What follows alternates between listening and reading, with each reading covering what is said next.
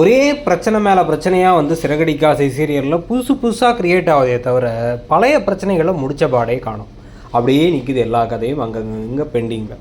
சத்யா தான் வந்து எல்லா விஷயங்களையும் வந்து தன்னுடைய அம்மாவுடைய பணத்தை திருடினது. அது மட்டும் இல்லாமல் வந்து பார்த்திங்க அப்படின்னா வந்து சிட்டி கூட சேர்ந்து பல ரவுடித்தனங்கள் பண்ணுறது. அது மட்டும் இல்லாமல் ரீசெண்டாக வந்து பாட்டில் தூக்கிக்கிட்டு கிளம்பி படிக்காமல் குரூப் ஸ்டடின்னு போய் சொன்னது வரைக்கும் எல்லாமே முத்துவுக்கு தெரியும். ஆனால் அந்த விஷயத்தை வீட்டில் சொல்லவே மாட்டார் மீனா கிட்ட. சொல்லாமல் எப்படி அவர் திருந்துவார்னு நினைக்கிறாங்கன்னு நமக்கு ஒன்றும் புரியல. அப்பப்போ இப்போ ரோட்டில் பார்க்கும்போது மட்டும் ஏதாச்சும் வசனம் பேசிகிட்டு இருக்காரு தவிர என்னைக்காவது ஒரு நாள் அந்த பிரச்சனை வெடிக்கணும், அந்த பிரச்சனைக்கு ஒரு கம்மா போட்டே இருக்காங்களே தவிர அதை கொண்டு போகிறதும் இல்லை. இன்னொரு பக்கம் இந்த தினேஷ் பிஏ இவருடைய கதாபாத்திரம் வந்து இப்போ ஏதோ ஜெயிலுக்குள்ளேருந்து ஏதோ பெரிய டான் மாதிரி வந்து ஆட்கள்லாம் அனுப்பி வந்து மனோஜை மிரட்டுறாரு. அதுக்காக தான் வந்து கூடவே வந்து ஒரு பாடி கார்டை இப்போ கூட்டு வந்து வச்சுருக்காரு. ஒரு கதையை கொண்டு வந்துட்டு இருக்காங்க. எத்தனை நாளைக்கு அவர் அங்கேயே இருப்பார், ஜெயிலே இருப்பார், பாட்டியை இடிச்சதுக்கு எத்தனை நாளைக்கு ஜெயிலு, வெளில வருவாரா மாட்டாரா, பெயிலே கிடையாதா அப்படின்னு பல கேள்விகள் இருக்குது. அந்த கேள்விகள் எல்லாமே கேள்விக்குறி தான் பதில். இப்போ இதுக்கெல்லாம் சேர்த்து வச்சு கதையை கொஞ்சமாச்சும் இன்ட்ரெஸ்டிங்காக கொண்டு போகணும்னு நினச்சாங்கன்னா, இப்போ இந்த செல்வத்துக்கு பணம் கொடுக்குறத வச்சே 3 எபிசோட், நேற்று எபிசோடில் வந்து பணம் கொடுக்கலான்னு முடிவு பண்ணது, இன்றைக்கி வந்து மூணு பேராக மேலேயும் கீழே உட்காந்து பேசிக்கிட்டு இருந்தது.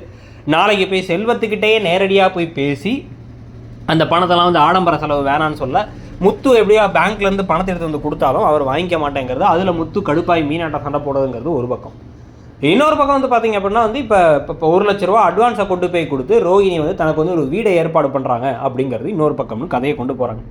ஸோ இதுக்கு நடுவில் இப்போ வந்து ஒரு இன்ட்ரெஸ்டிங்காக கொண்டு போகணுன்னா இப்போ வந்து திடீர்னு வெளில வந்துட்டார் அந்த இவர் தினேஷ் பிஏ.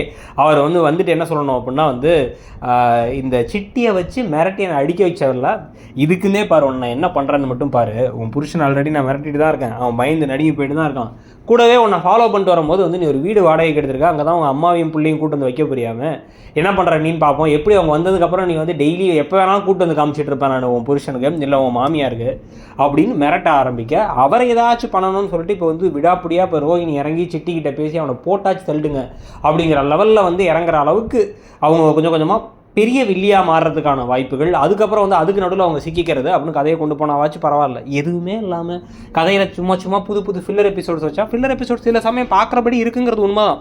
ஆனால் அதை தாண்டி கதையை மூவ் பண்ணி கொண்டு போக மாட்டேங்குது அப்படிங்கிறத நம்மளுடைய பெரிய ஒரு வருத்தமாகவும் இருக்குது. கூடவே மீனா வந்து பார்த்திங்க அப்படின்னா வந்து இன்னமும் மீனா திருந்துற பாடலாம் காணும். திடீர்னு குரலை வசதி பேசுகிறாங்க, வெளில போய் எல்லாத்தையும் சரி பண்ணிட்டு இருக்காங்களே தவிர இன்னமும் அந்த வீட்டில் எல்லா வேலையும் அவங்க தான் செஞ்சுட்டு இருக்காங்க. ஏன் அவங்க எல்லா வேலையும் செய்யணும், எல்லாத்தையும் ஏன் திட்டு வாங்கணும்?